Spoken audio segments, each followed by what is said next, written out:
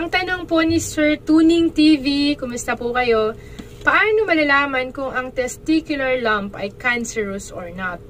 Pagka sinabing testicular, ito po yung may kinalaman sa bayag ng isang lalaki. Pagka lump, ito pa yung mga bukol. So, tinatanong po ni Sir Tuning TV kung paano malalaman kung cancerous or hindi.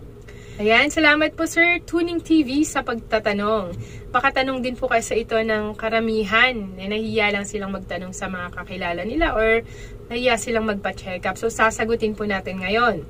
Kapag ka na-discover or napansin nyo po na merong kakaiba sa mga bayag po ninyo, napakahalaga na ma-evaluate po yan or ma-check up po yan ng mga doktor. So, hindi naman po lahat ng mga bukol ay cancerous po, no?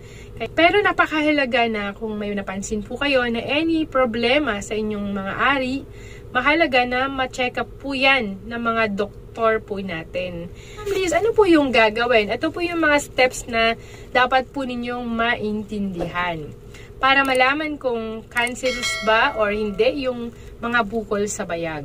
Number 1, mahalaga po yung tinatawag na regular self-examination. Ibig sabihin, lagi-lagi nyo pong gagawin. Ano po? Yung self-exam. Yung susuriin nyo po yung ari po ninyo. Every time na maliligo po kayo, magbibihis, pagka nakapanyo po yung bayag na may something kakaiba. Nagbago yung size, nagbago po yung shape.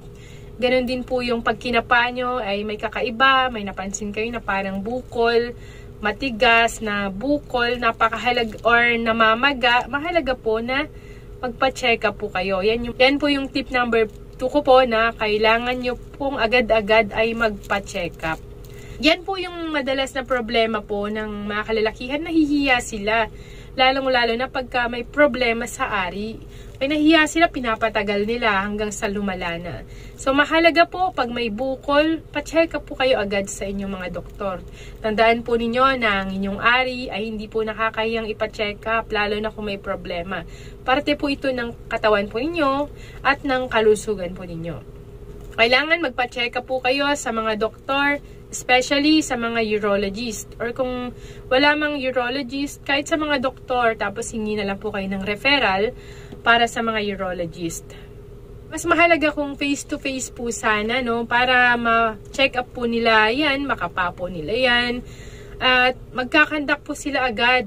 Magre-recommenda po sila agad ng mga test, katulad po ng ultrasound, biopsy, tsaka blood test.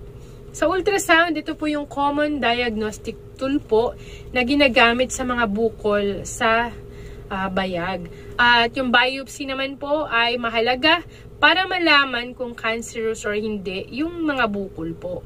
Sa biopsy, kukuha po sila ng small sample po ng tissue dun sa bukol and then examinin po nila yon sa pamamagitan po ng microscope. Check po nila kung may mga cancer cells or wala. Possible po, magre-recommend din po yung mga doktor po natin ng mga blood test. Okay, pag nagpa-check up po kayo, sila po ang mag-explain po niyan sa inyo.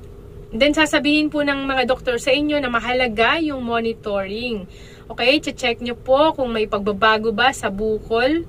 At ganun din po, napakahalaga yung follow-up check-up. Kung ano man yung sasabihin ng doktor, na mga gamutan, or na mga test, mahalaga na mag-follow up pa rin po kayo. Para siguraduhin po ninyo na walang problema or cleared po kayo. Kaya yan po yung napakahalaga na i-goal po ninyo. Sinabi ng doktor na mag-follow up ka sa ganitong date, sundin nyo po mga sir.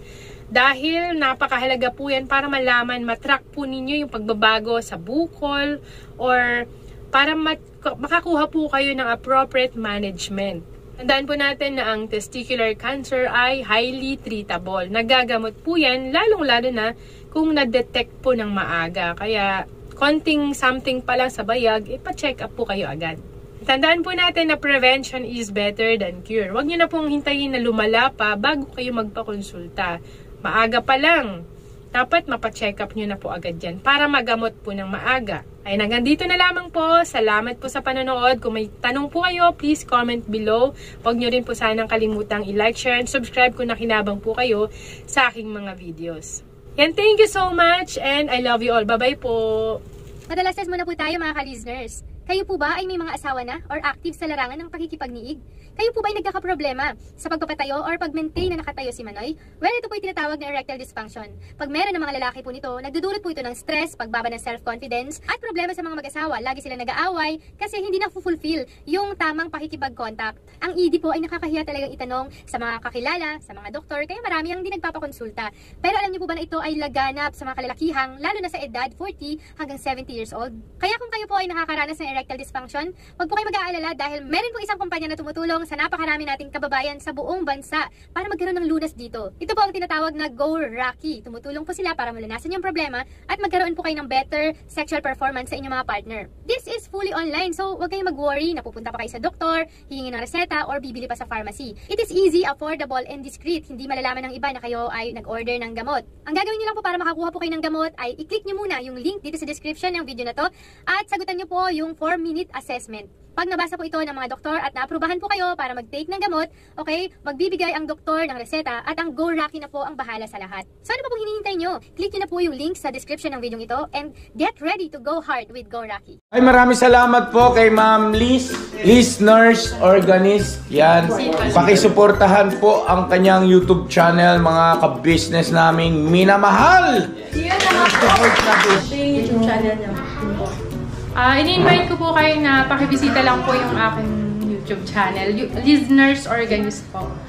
Ang mga topic ko po doon tungkol sa kalusugan, sexual health po. Minsan, tumutulong din po ako sa mga kababayan natin na paano tumigil sa mga pag-inom ng alak, bisyo, ganon, sigarilyo.